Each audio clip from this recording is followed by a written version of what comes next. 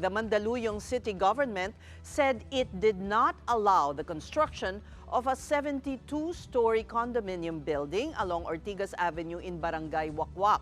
In a statement dated August 5, the City Council denied receiving or having knowledge of any permit issued involving the project. In a recent town hall meeting of the Green Hills East Village homeowners, which included Senator Erwin Tulfo, concerns were raised over the proposed development. Several residents say it is a threat to their area's peace, safety, and livability. They also insisted the construction violated zoning laws in the city. It was in April when news first broke out about the planned residential condominium tower to be built by Shang Properties Incorporated. This is on a 2.5 billion peso property purchased from San Miguel Corporation. It had a 9-year timeline, which residents living near the planned site called a red flag. And to clarify this issue, we will be talking to one of the residents present in the town hall meeting. And joining us is Attorney Kenny Tantuico, Corporate Secretary of the Green Hills East Village Association. He's also chairman of the Governing Documents and Legal Issues Committee. Good evening, Attorney Tantuico, and welcome to The Big Story. Good evening. All right, there's a slight echo. We hope you can address that. But with the Mandaluyong city government denying any permit given, is this too much hullabaloo over nothing? Well, not really, no, because in the course of our investigations, we have found out that there is an intention on the part of SPI, Shangri-La Properties Incorporated. There is the proposal or intention to put up a 72-story building. We don't know the details yet because we have not seen the entire application. No application has been submitted to us. But yes, there is that intention. And being a residential subdivision, we have to oppose it. Mm-hmm. What are the reasons for opposing it? Is the structure covered by zoning, this proposed structure covered by zoning rules? Yes, we have our Mandaluyong City Ordinance number 664. That strip along Ortigas Avenue is classified as C2 commercial, no? Which is, okay, fine, it's commercial, but there are height restrictions. For that particular area, I think the height restriction is 18 meters or I think 6 stories. Now, if you're going to put up anything in excess of 6 stories there, that's already a violation. Okay. So, all the more if it's 72 stories high. Pero ano pong nangyari dun sa meeting kung saan parang nagkairingan, nagkasigawan? Was there an accusation made against barangay officials who may have... Tell us what exactly occurred in the town hall. Okay. That meeting was called precisely because we had sought the help of Senator Tulfo and he gladly obliged to oppose this proposed building. Now, as in the course of his speech, he all of a sudden accused the board of our association as well as the barangay officials of having issued in secrecy a permit or permits or clearances for the construction of that proposed building. Of course, it drew immediate, if not violent, reaction from the board of directors and from the barangay captain herself. And that was the result of that confrontation. So you were charged, including you, kasama kayo because you're part of the board. Correct, yes. Where did he get his information if you had sought his help? And why did he turn against you? Okay, please enlighten us, but we will also be getting the side of Senator Tulfo. Pero anong nangyari? According to him, it was the mayor herself who informed him that I think his the way he talked about it is, in effect, saying that this has already been approved by the association and the barangay. Okay, so it's like we can't do anything about it anymore because there's already an approval, which of course it it was a false statement. I don't know if the mayor herself said it because the next day we immediately wrote to the mayor and asked her, Mayor, what's this all about?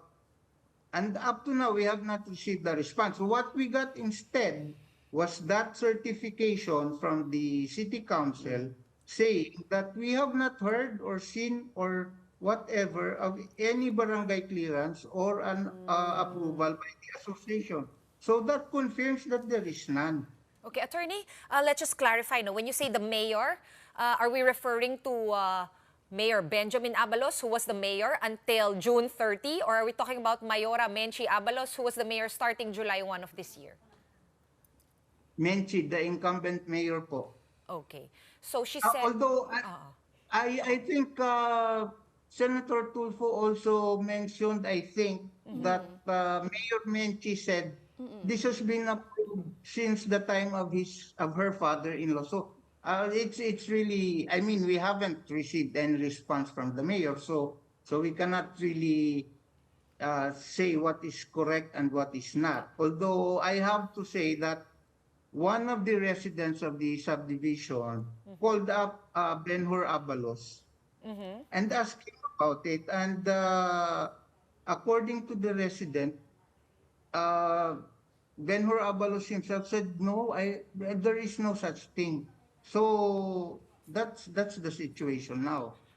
So what are your next moves as maybe the village homeowners association, no, versus the barangay? Are you planning to address this together? Ano po yung next steps? Kasi it seems like we're actually talking about something that is a ghost project kung dinedeny nung city council na may anything, and no one has actually shown you a proposal, and neither have the barangay seen anything. Is there actually I just got a copy of an application with the barangay. It has not been acted upon because there are several missing or missing documentary requirements. So the barangay cannot act on it until these documents are submitted. So there is a pending application. So we have to be vigilant about this application. We are going to watch it closely. Ano po yung date ng application? When was it dated? Date is June 16, and then on June 18, I'm just basing this on handwritten notes on that document. On June 18, the representative of the applicant was informed that these are the missing documents, you have to comply, or else this application will not be acted on. So, and if I may just emphasize, one of those requirements is that they should submit the approval of the residents of the village. No? And obviously, there is no such approval. In fact, we have issued a resolution saying that we are not going to approve any construction that is in excess of the height limits stated in the ordinance.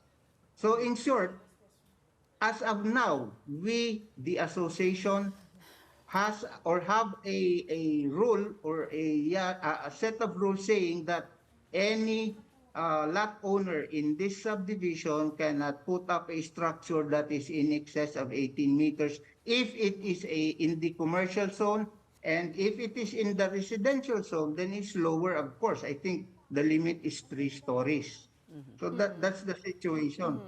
So, Attorney, I understand that your position or the position of the residents is that you're not against the development. So what would be the best compromise here? Is it to reduce the number of stories of the building? What would be the next course of action for you? Right now, as I said, it should comply with City Ordinance number 664, which is 18 meters or 6 stories in the commercial zone. So if they comply, Attorney, okay lang po yun? Again? If the developer complies with the zonal laws, that's okay for the residents. Dagdagan ko lang because commercial yun eh. And this will be actually residential. So paano yun, attorney? May commercial No, zone. Oh, commercial The- zone, pero they're gonna build residential. So kung may according to the ordinance, that strip, one lot deep along Ortigas is commercial. Okay? But whether it's commercial or residential, there is a height restriction.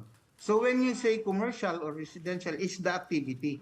Okay? But when there is a height restriction, that's a totally different matter. Okay. So we're talking about a height restriction. We have to comply with that. And our resolution says we will strictly enforce it, and regardless of whether or not they will amend that provision on height restrictions. One final question. Some of your members have threatened to sue Senator Tulfo for libel. Is that going to push through? If you're talking about threatened, yes, we saw it on the video. And it's not just the residents of the subdivision, because remember, the accusation was against not just the board of directors of our association, but also against the barangay officials, many of whom, or most of whom, are not residents of this subdivision. So we're actually talking about multiple victims here. But it would seem everything's and- okay at the end of the day. It was resolved. The angry words. I don't think so. I can speak for myself, because I can only because I cannot speak for the others, but I don't. In fact, what I have heard just maybe a couple of hours ago was that one of the barangay officials already filed a complaint. But I'm not. I just heard that, so it's hearsay, you know. But that's it. So that just answers your question that everything is not okay, or not everything is okay. All right, we thank you for your time, and we will continue to follow this story as it unfolds. That was Attorney Kenny Tantuico of the Green Hills East Village Association.